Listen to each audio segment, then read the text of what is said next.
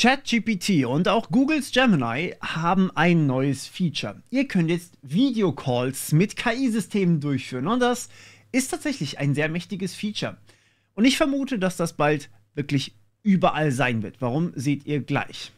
Aber warum ist das so cool? Naja, eine feine Analyse eurer Mimik, eure Gesichtsausdrücke, das ist genau das, wie ihr Emotionen ausdrückt im Zwischenmenschlichen. Und die kann eine KI natürlich dann auch verarbeiten. Als Vorbereitung beispielsweise für ein Jobinterview ist das etwas, das man trainieren kann und verbessern kann. Euren Bildschirm aber abzufilmen oder auch euer Handwerk beispielsweise abzufilmen, da kann euch ein KI-System wertvolles Feedback für Setup von Programmen, beispielsweise OBS oder Programmierung oder auch allem Handwerklichen geben. Und natürlich musste ich das alles mal testen für euch und wir vergleichen heute Gemini und ChatGPT Videochats. Und kleiner Spoiler, das, was ich trage, das wurde von einer KI empfohlen. Aber dazu nachher mehr. Vielleicht sagt euch das auch was, welches System ich als besser erachte. Und damit herzlich willkommen im Cyberspace. Warum ich denke, dass das bald überall sein wird? Naja, nehmt einfach nur mal die Smart Glasses von Meta. Aktuell ist das eine normale Brille, die aber Kameras an den beiden Ecken hat, wie man hier schön sehen konnte, und damit eure Umwelt aufzeichnet. Es ist mit eurem Handy verbunden im Zweifelsfall und kann dann natürlich auch mit einem Webserver sich unterhalten. Sprich, ein KI-System kann analysieren, live analysieren, was ihr gerade seht. Und das kann sehr hilfreich sein, wenn es auch ein bisschen gruselig ist. Wie man das jetzt bewertet, das ist nochmal eine ganz andere Sache, aber ich glaube, dass das hier bald überall sein wird, weil Meta sind nicht mal annähernd die einzigen Anbieter, die gerade an sowas arbeiten. Auf der CES wurden mehrere solche Smart Glasses vorgestellt und naja, natürlich passiert dann genau das. Sie kommen auf den Markt, weil da steckt Geld dahinter. Das ist ein neues Device, das kann man euch andrehen und dementsprechend wird das kommen. Aber warum glaube ich eigentlich, dass das so viel besser ist, als wenn wir einfach nur da. Das Problem, was ich immer wieder sehe, wenn man mit KI sich unterhält, sage ich einfach mal, dass der Kontext nicht vollständig ist. Eine KI weiß nicht, wie ihr euch gerade fühlt. Eine KI weiß nicht, wo ihr gerade seid, was ihr gerade tun wollt und so weiter und so fort. Ihr müsst das alles schreiben. Und das kann dauern. Und viele, mich eingeschlossen, sind dazu manchmal einfach zu faul und wundern sich dann, wenn sie von der KI einfach schlechte Antworten bekommen. Es fehlt der KI einfach an Informationen. Sie kann euch oftmals gar nicht die Antwort geben, die sie euch eigentlich geben könnte, wenn sie alle Informationen hätte.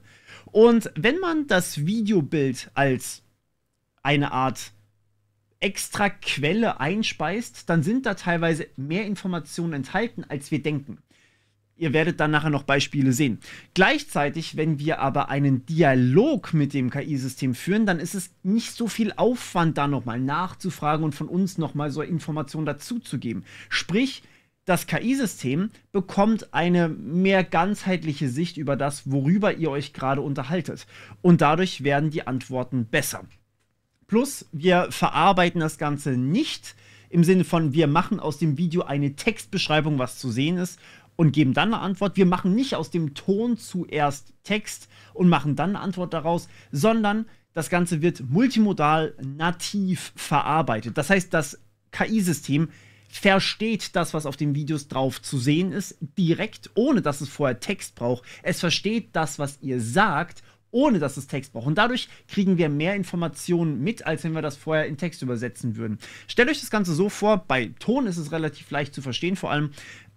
Das ist ein Unterschied, wie wenn man eine Lyrics liest von einem Song zum Beispiel, versus wenn man den Song hört. Die KI kann den Song dann im Endeffekt wirklich hören, also den ganzen Song inklusive Ton, inklusive Tonhöhen, inklusive Länge von allem und den so verarbeiten. Aber sie hat nicht nur die Lyrics vor sich, sondern eben auch die Lyrics, wenn ihr so wollt. Und das ist deutlich mehr Information. Und genauso ist es natürlich bei dem Video. Man hat nicht eine textuelle Beschreibung, was da zu sehen ist, das wäre unzureichend, sondern man versteht oder man kann das ganze Video direkt analysieren. Und das macht einen großen Unterschied. Ganz konkret könnt ihr das Ganze bei ChatGPT und bei Gemini einsetzen, allerdings mit Einschränkungen. Das sind Features, die sind sehr, sehr neu und die kommen gerade erst. Dementsprechend sind sie auch noch nicht wirklich vollständig ausgereift und dementsprechend sind sie auch noch nicht über die gesamte Plattform zur Verfügung gestellt worden. Bei ChatGPT könnt ihr ausschließlich die mobile App verwenden, um dieses Video-Feed einzuspeisen in einen Dialog. Das bedeutet, ihr könnt nicht einfach die Desktop-App oder die Web-App benutzen, also die Webseite benutzen, sondern ihr müsst über die mobile Android- oder iOS-App gehen. Anders geht's nicht. Das hat starke Einschränkungen. Ihr könnt nämlich zum Beispiel nicht einfach so euren PC-Bildschirm teilen, was für Programmierer beispielsweise echt traurig ist. Genau das wäre eigentlich das, was ich erwarten würde. Genau das wäre das, wo ich wirklich Hilfe nutzen wollen würde. Auch zum Einrichten von Software beispielsweise. Aber da gibt es ein paar Workarounds. Man kann jetzt zum Beispiel einfach wirklich abfilmen, was man tut, mit der Kamera auf dem Bildschirm, ist aber umständlicher natürlich. Was ihr aber durchaus tun könnt über die mobile App, ist euren Bildschirm freizugeben. Bildschirm meint in dem Sinne wirklich euren Handybildschirm freigeben, das heißt, was ihr da seht. Und auch das habe ich getestet mit einem Mobile Game. Und ich habe auch die Ergebnisse verglichen. Das heißt, wenn ich ChatGPT einfach meinen Desktop-PC-Bildschirm abfilmen lasse, versus wenn ich meinen Mobile-App-Schirm oder das, was ich da wirklich drauf sehe, direkt in die App einspeise. Und die Unterschiede waren gar nicht so klein. Bei Google ist das Ganze auch nicht, oder besser gesagt gar nicht über die Gemini-App verfügbar, sondern ihr müsst auf aistudio.google.com gehen. Das ist eine extra Seite eigentlich für Entwickler, damit man sich da quasi sein eigenes Prompt zusammenschreiben kann. Und dort könnt ihr auf Stream Realtime klicken. Das ist der zweite Punkt von oben. Und hier könnt ihr dann die 3 Optionen wählen. Einmal, ihr könnt mit Gemini sprechen. Das ist nicht die Neuerung. Das ist einfach nur wirklich Ton. Ihr könnt aber Show Gemini auswählen. Das heißt, ihr könnt die Kamera einspeisen und Ton. Das kommt da automatisch dazu. Oder ihr könnt Share Your Screen machen. Im Endeffekt könnt ihr euch das wirklich so vorstellen. Es hat sogar dieselben Töne wie ein Google Meet. Also ein Meeting mit Gemini. Nur, dass ihr halt Gemini nicht sehen könnt, zumindest noch nicht. Und ihr habt die Möglichkeit, eure Kamera zu zeigen oder euren Bildschirm, euren Desktop-Bildschirm in diesem Fall. Ihr könnt das Ganze aber auch über Handy machen, also über Smartphone machen. In dem Fall ist es halt aber trotzdem einfach über den Browser, nicht über die Gemini-App. Und auch dort könnt ihr sagen, yo, gib mir Kamerazugriff oder Share Your Screen. Das geht beides. Und ja, auch das habe ich selbstverständlich getestet. Und wir gucken uns das Ganze jetzt mal an. Allerdings gibt es mal wieder eine gravierende Einschränkung, denn das Ganze ist auf dem Papier zumindest nicht für Nutzer in der Europäischen Union, nicht für Schweizer Nutzer, isländische Nutzer, norwegische oder Liechtensteiner Nutzer zugänglich und ihr müsst ein Abonnent sein von ChatGPT. Das heißt, ihr müsst entweder Plus haben oder Pro-User sein.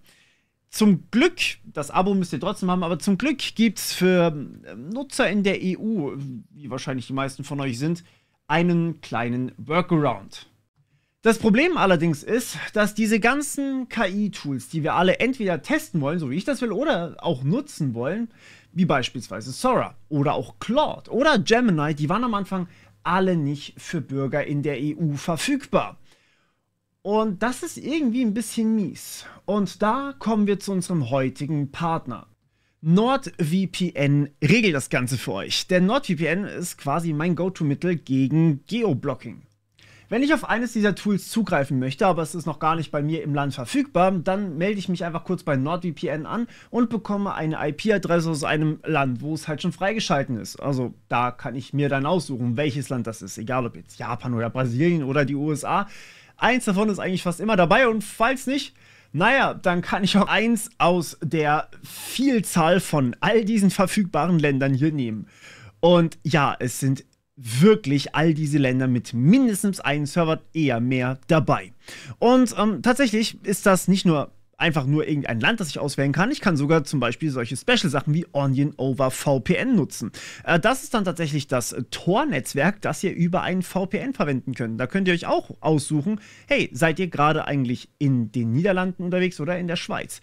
Und all das einfach so in einem einzigen Abo dabei. Wenn ihr also, sagen wir mal, über 7000 Server nutzen wollt, die NordVPN hat, das Ganze auf eurem Browser installieren wollt, was ich wärmstens empfehlen kann, das nutze ich fast immer, das tatsächlich aber sogar systemweit installieren wollt oder einfach auf eurem Handy, sodass ihr mal eben so dort surfen könnt in den USA, dann ist das alles kein Problem. Bis zu 10 Geräte könnt ihr mit einem einzigen Abo verbinden, weswegen ich euch wärmstens einfach NordVPN über meinen Link nordvpn.com/Morpheus empfehlen kann. Dort bekommt ihr tatsächlich jetzt aktuell gerade einen Special Deal, wo ihr 4 Monate on top dazu bekommt. Plus, in dem Nord-Abo ist gleichzeitig auch noch ein Passwortmanager, ein Tracking-Blocker und sogar ein Adblocker und noch ein paar andere Sachen dabei. Also schaut super, super gerne vorbei. Es lohnt sich. Und damit lasst uns mit dem ersten Test loslegen. Ich habe sowohl Gemini als auch ChatGPT nach Style gefragt. Was könnte ich denn machen, wenn ich zum Beispiel ein YouTube-Video aufnehmen möchte und für euch gut aussehen möchte? Oh, und kleiner Hinweis noch, ich musste die Konversation mit ChatGPT und Gemini natürlich schneiden, sonst wäre das hier wieder so ein ultra langes Video geworden, das für euch nicht interessant ist. Wenn ihr die vollen Konversationen haben wollt, dann schaut auf Patreon vorbei. Ansonsten, ich glaube, das ist auch sehr, sehr aussagekräftig. Hey ChatGPT, what do you see? I see a person wearing glasses and a black hoodie.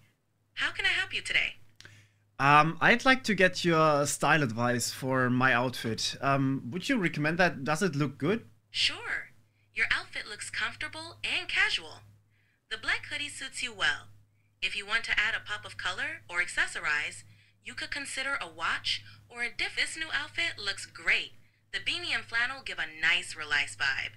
The graphic tee adds a fun touch. It's a good combination. For a tech YouTube video, both outfits work well. For a tech video, both outfits can work depending on the vibe you want. The black hoodie gives a sleek, professional look, while the flannel and beanie add a casual, approachable feel.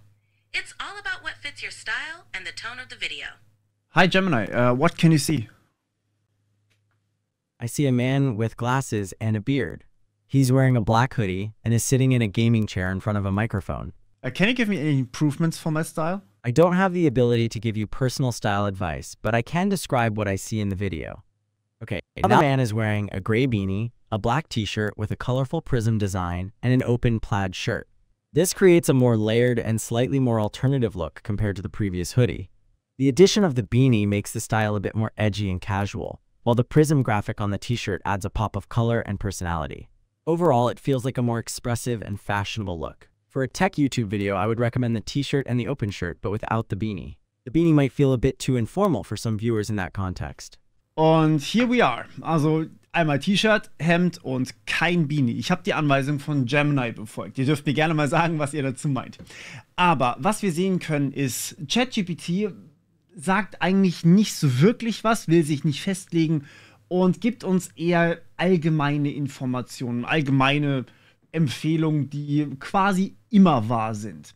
Während Gemini sich ein bisschen mehr festlegt, dass der Beanie vielleicht weg sollte, das war keine konkrete Frage von mir, das kam tatsächlich von Gemini. Und ich muss alles in allem sagen, die Antwort von Gemini hat mir ein bisschen mehr gefallen. Ich habe allerdings einiges rausgeschnitten, ich habe schon ein paar Mal nachfragen müssen.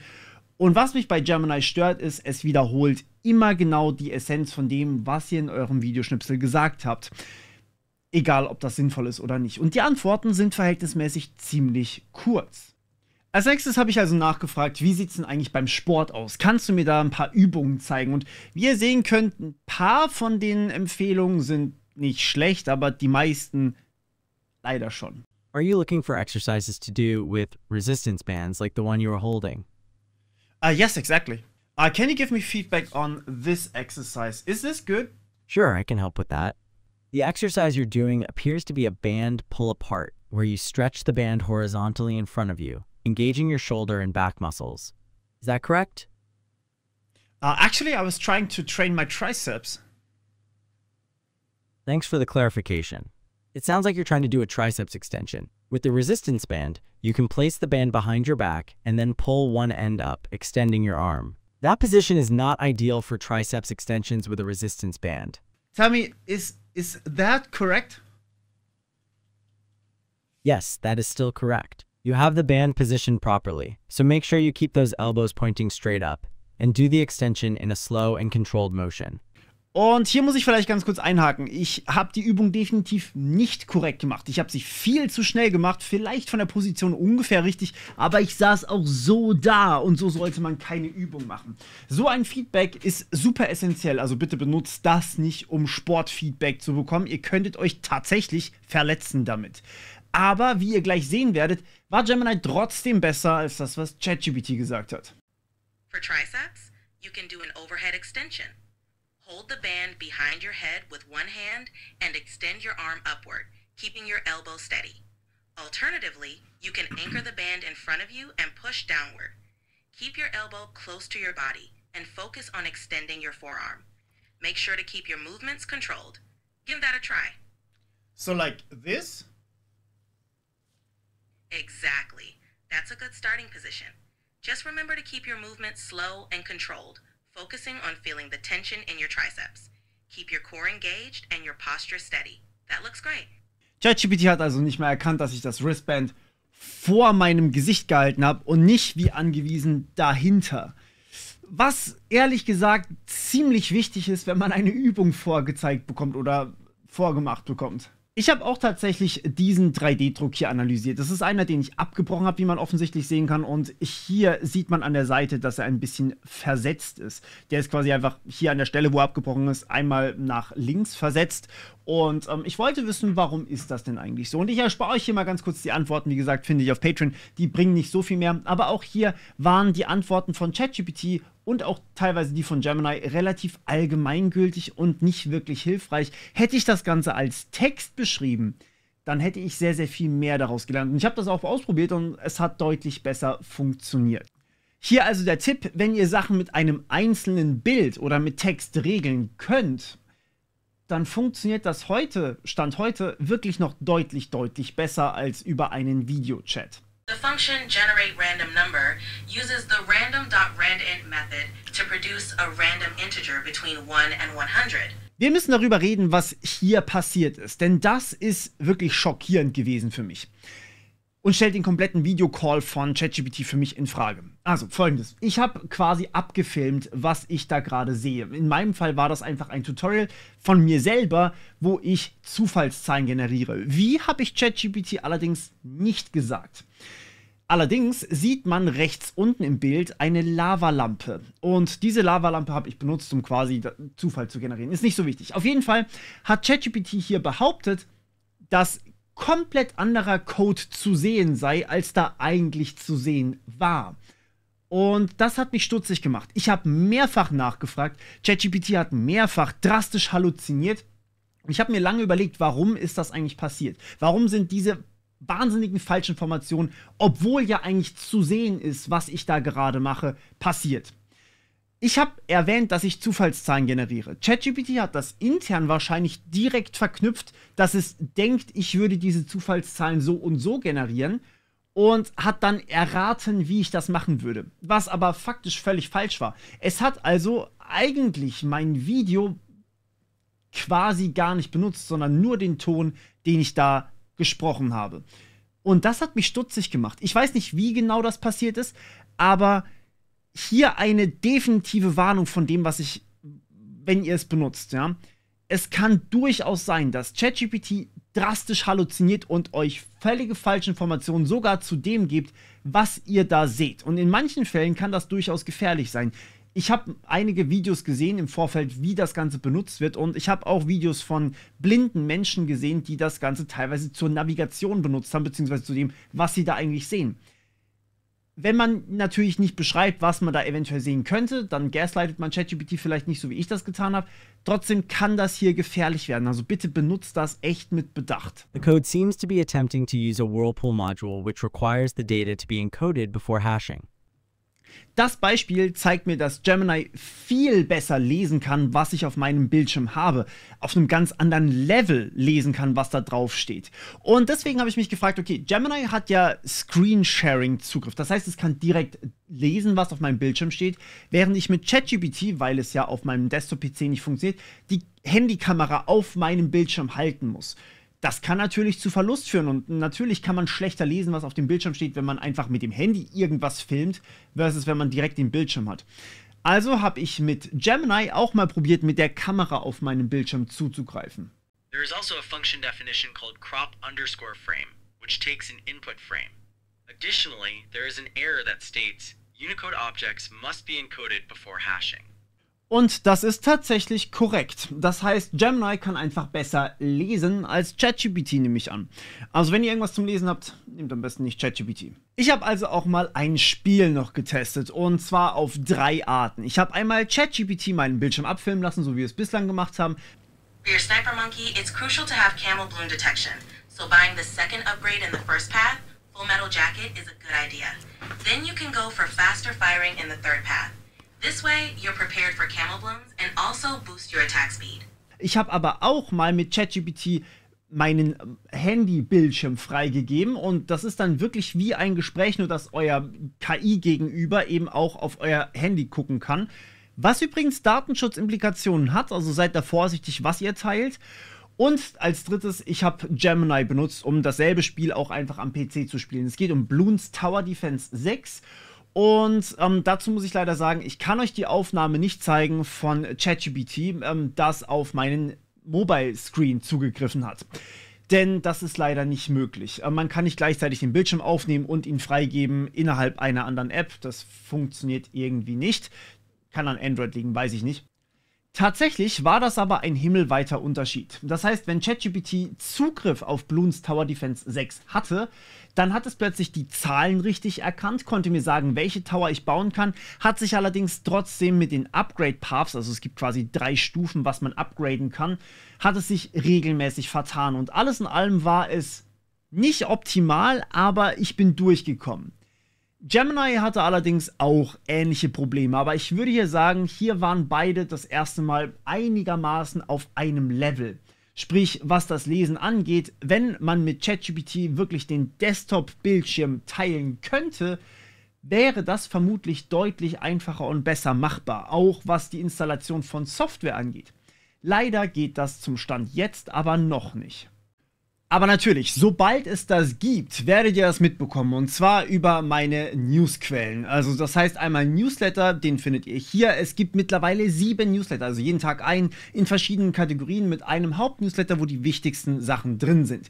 Den könnt ihr einfach komplett kostenfrei abonnieren, wenn ihr darauf Bock habt. Alternativ gibt es von mir mittlerweile einen RSS-Feed, wo ihr wirklich komplett eigen anpassen könnt, was interessiert euch wie sehr. Das heißt, ihr habt Kategorien, wie zum Beispiel hier und könnt dann einstellen, hey, Cybersecurity und Big Tech interessiert mich super viel, da will ich alles haben, Hardware nicht so viel oder Mobile Technology zum Beispiel gar nicht.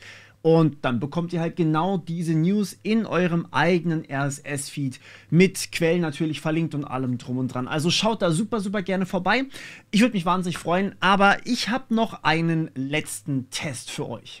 Hi, I'm training for a job interview, so please analyze my face and facial expressions and give me a coaching on what I should be doing in my job interview and whatnot. In general, you want to maintain eye contact, smile naturally, and keep an open posture. Am I doing this Remember correctly right now if I'm talking to you? So is this okay? You're doing well. Just remember to keep your posture open and relaxed.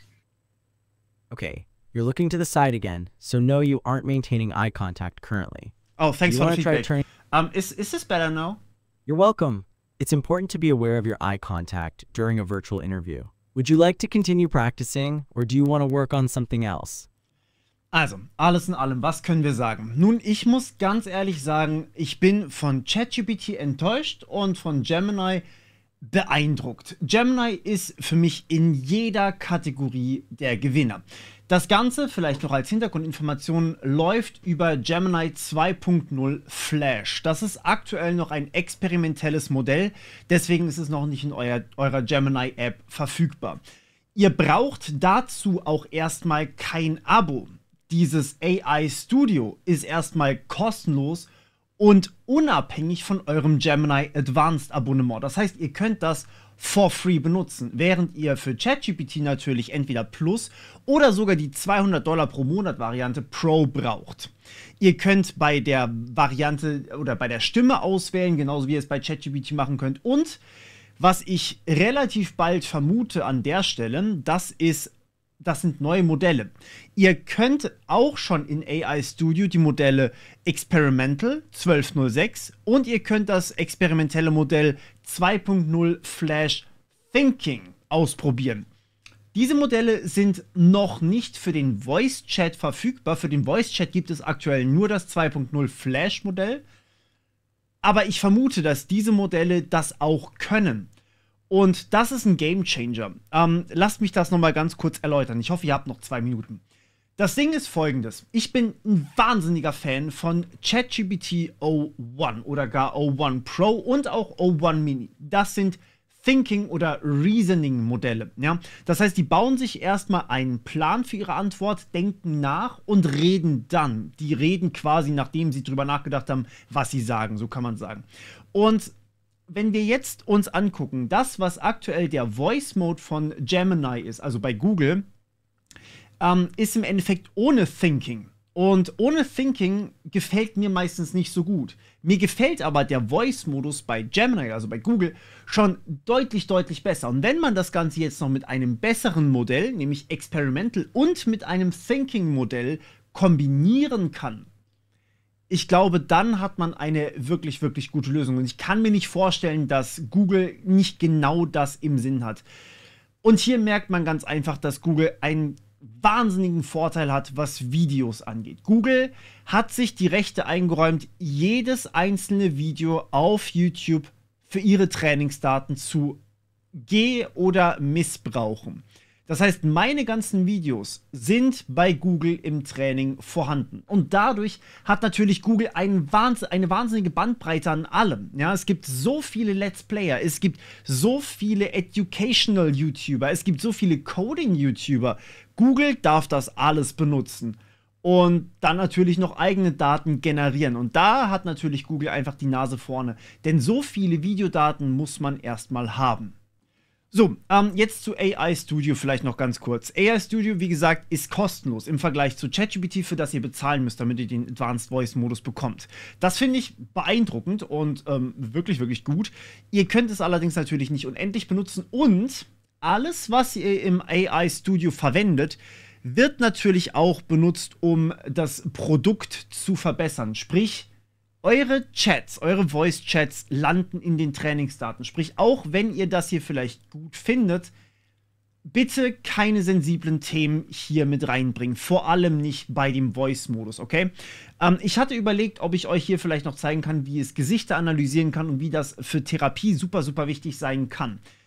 Aber das kann ich euch in dem Moment einfach nicht empfehlen. Alles, was medizinisch ist, alles, was sensible Daten sind, macht das nicht. Wenn ihr Bloons zockt, who cares? Ja, das kann ich genauso gut hier auf YouTube stellen. Aber wenn ihr irgendwie über eure persönlichen Probleme sprecht, dann hat das nichts bei Gemini und auch nichts bei ChatGPT verloren. Man kann bei Gemini auch bezahlen. Allerdings müsst ihr dann Softwareentwickler sein und dann einen API-Schlüssel und alles drum und dran anlegen für euch. Dann könnt ihr das tatsächlich benutzen und dann sollte es auch offiziell nicht verwendet werden. Aber selbst dann seid bitte vorsichtig. Behaltet das immer im Hinterkopf. Eure Daten sind wahrscheinlich momentan das Allerwertvollste, was man so von euch bekommen kann. Denn damit kann man sich eine KI bauen. Und ja, manche Leute, wie ich zum Beispiel, stellen gratis Videos ins Internet, die diese KI-Systeme trainieren, ohne dass wir dafür irgendwas bekommen, außer Arbeitslosigkeit in ein paar Wochen, Monaten oder Jahren. Who knows? Aber ja, das ist der aktuelle Stand. Ich, wie gesagt, informiere euch natürlich, wenn es irgendwas Neues gibt. Ich hoffe, es hat euch gefallen und viel Spaß beim Experimentieren. Bis zum nächsten Mal. Ciao.